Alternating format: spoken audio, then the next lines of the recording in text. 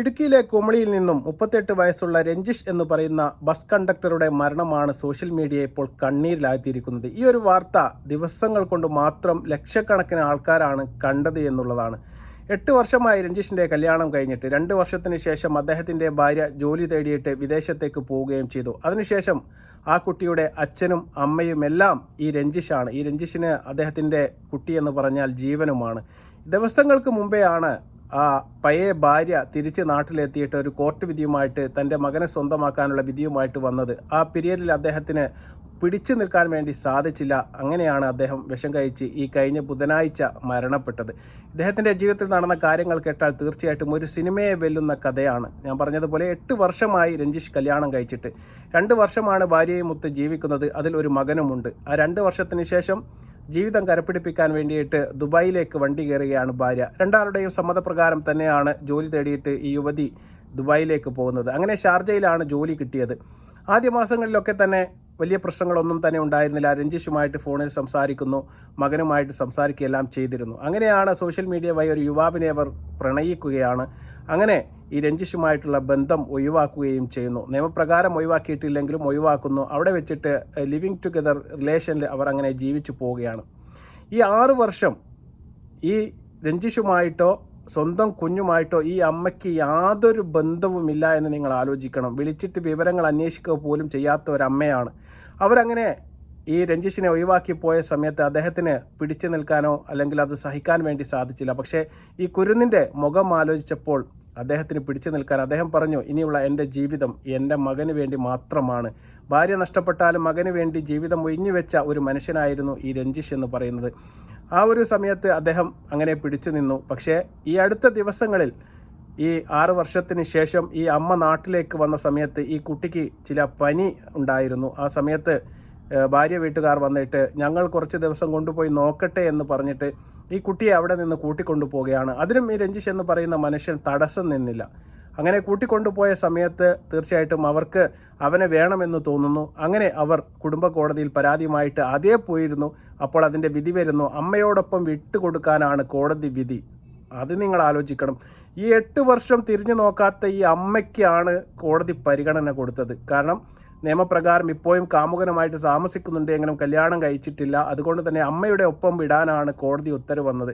ഇത്രമാത്രം സ്നേഹത്തോടു കൂടി ഈ 8 വർഷം തിരിഞ്ഞു നോക്കാത്ത ഈ സ്ത്രീ, നിങ്ങൾ ആലോചിക്കണം, ഈ അച്ഛന് യാതൊരു അവകാശവുമില്ലേ എന്നാണ് എനിക്ക് ചോദിക്കാനുള്ളത്. കാരണം 10 മാസം വയറ്റിൽ ചുമന്ന് പ്രസവിച്ച ഒരു അധികാരം മാത്രം വെച്ചുകൊണ്ട് ഈ 9 മാസം, ഈ 9 കൊല്ലവും സ്വന്തം മകനെ ചോര നീരാക്കി പണിയെടുത്തിട്ട് ബസ്സിൽ പോയിട്ട് കിട്ടുന്ന ആ പൈസ കൊണ്ട് നോക്കിയിട്ട് അദ്ദേഹം സ്വന്തം മുത്തശ്ശനും മുത്തശ്ശിയും അതുപോലെ തന്നെ ഇദ്ദേഹവും ചേർന്നാണ് ഈ മകനെ പൊന്നുപോലെ ഇതുവരെ കൊണ്ടു നടന്നത്. പക്ഷേ ഒരു സുപ്രഭാതത്തിൽ ഞാൻ പറഞ്ഞതുപോലെ അമ്മയുടെ അവകാശം തടയണമെന്നല്ല ഞാൻ പറയുന്നത്. പക്ഷേ ഈ അച്ഛൻ്റെ സ്നേഹവും അദ്ദേഹത്തിൻ്റെ ആ ഒരു വിഷമവും തീർച്ചയായിട്ടും കോടതി പരിഗണിച്ചില്ല എന്ന് വേണം മനസ്സിലാക്കാൻ. ഏതായാലും അമ്മയുടെ ഒപ്പം വിട്ടുകൊടുക്കുകയാണ് കോടതി ചെയ്തത്. ആ കോർട്ട് വിധിയുമായിട്ട് അവിടെ വരുന്നു. അതിനുശേഷം ഈ 6 വയസ്സ് പ്രായമുള്ള മകനെ 8 വയസ്സ് പ്രായമുള്ള മകനെ വിട്ടുകൊടുക്കാൻ വേണ്ടി പറയുന്നു. പക്ഷേ ആ അച്ഛൻ അത് സഹിക്കാൻ വേണ്ടി സാധിച്ചില്ല. കാരണം ഭാര്യ പോയപ്പോൾ പോലും അദ്ദേഹം പിടിച്ചു നിന്നത് ഈ മകന് വേണ്ടിയിട്ടാണ്. സ്വന്തം മകനെ വിട്ടുകൊടുക്കണമെന്ന് കോടതി പറഞ്ഞപ്പോൾ ആ അച്ഛന് സഹിക്കാൻ വേണ്ടി സാധിച്ചില്ല എന്നുള്ളത് തന്നെയാണ് യാഥാർത്ഥ്യം. അങ്ങനെ അച്ഛൻ മകനെ വിട്ടുകൊടുക്കുന്നു. പക്ഷേ അന്ന് രാത്രി അദ്ദേഹത്തിന് കിടന്നിട്ട് ഉറക്കം വരുന്നില്ല. അവസാനം അദ്ദേഹം വിഷം കഴിക്കുന്നു. അങ്ങനെ ഹോസ്പിറ്റലിൽ അഡ്മിറ്റ് ആവുന്നു. കഴിഞ്ഞ ബുധനാഴ്ച അദ്ദേഹം മരണത്തിന് കീഴടങ്ങുകയും ചെയ്യുന്നു എന്നുള്ള വളരെ ദുഃഖപൂർവമായ ഒരു വാർത്തയാണ്. കാരണം ബസ്സിൽ കയറുന്ന എല്ലാവർക്കും ചിരിച്ച മുഖവുമായിട്ട് നിൽക്കുന്ന ഈ രഞ്ജിഷിനെ മാത്രമേ നമുക്ക് കാണാൻ വേണ്ടി സാധിക്കുകയുള്ളൂ. ചില റീൽസുകളൊക്കെ അദ്ദേഹത്തിൻ്റെ മുഖം നിങ്ങളെല്ലാവരും ചിലപ്പോൾ കണ്ടു കാണും. അത്രയ്ക്കും പ്ലസൻ്റായ ഒരു മനുഷ്യനാണ്. ചിരിച്ചുകൊണ്ട് ടിക്കറ്റ് മുറിച്ച് കൊടുക്കുന്ന ഒരു വ്യക്തിയായിട്ടാണ് രഞ്ജിഷിനെ നാട്ടുകാർക്ക് എല്ലാവർക്കും പറയാനുള്ളത്. പിന്നെ ഒരു മദ്യം കഴിച്ചിട്ടോ അല്ലെങ്കിൽ ഒരു അടിപിടി ഉണ്ടാക്കിയ കേസിലോ ഒന്നും തന്നെ നാട്ടുകാർക്ക് ഒരു കുറ്റം പോലും ഈ രഞ്ജിഷ് എന്ന് പറയുന്ന 38 വയസ്സ് മാത്രം പ്രായമുള്ള യുവാവാണ്, അദ്ദേഹത്തെക്കുറിച്ച് പറയാനില്ല.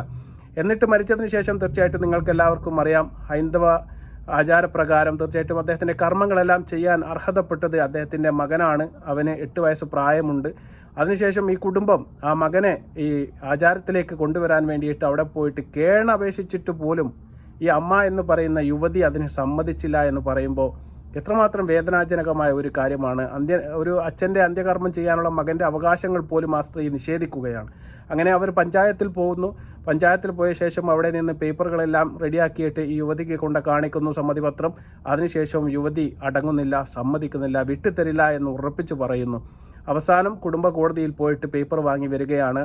അന്ത്യകർമ്മങ്ങൾ ചെയ്യാൻ മകനെ വിട്ടുകൊടുക്കാനുള്ള കോടതി പേപ്പറുമായിട്ട് പോയ ശേഷം പോലീസ് പ്രൊട്ടക്ഷനിലാണ് ആ കുട്ടിയെ വിട്ടുകൊടുക്കുന്നതും അവിടെ വെച്ചിട്ട് അച്ഛൻ്റെ അന്ത്യകർമ്മങ്ങൾ ആ കുട്ടി ചെയ്യുന്നതും. ഇത്രമാത്രം വേദനാജനകമായ ഒരു വീഡിയോ അടുത്ത കാലത്തൊന്നും സോഷ്യൽ മീഡിയയിൽ എവിടെയും നമുക്ക് കാണാൻ വേണ്ടി സാധിക്കുന്നില്ല. ഞാൻ പറഞ്ഞതുപോലെ 8 വർഷം നെഞ്ചോട് ചേർത്ത് അണർത്തി, അതുപോലെ തന്നെ സ്നേഹവും അച്ഛനും അമ്മയും എല്ലാം ഈ അച്ഛനാണ്. കാരണം അമ്മ മറ്റ് സുഖം തേടിപ്പോയ ഒരു യുവതിയാണ്. 6 വർഷം വിദേശത്ത് താമസിച്ചിട്ട് ഈ യുവാവിനോടൊപ്പം കറങ്ങി നടക്കുന്ന ഈ അമ്മ എന്ത് പരിഗണനയാണ് അർഹിക്കുന്നത് എന്ന് എനിക്ക് മനസ്സിലാവുന്നില്ല. എന്നിട്ട് പോലും ഈ അച്ഛൻ്റെ അടുത്ത് നിന്ന് വിട്ടുകൊടുക്കാനുള്ള കോടതി ഉത്തരവ്, തീർച്ചയായിട്ടും അമ്മയ്ക്ക് അതിൻ്റെ അധികാരമുണ്ട്.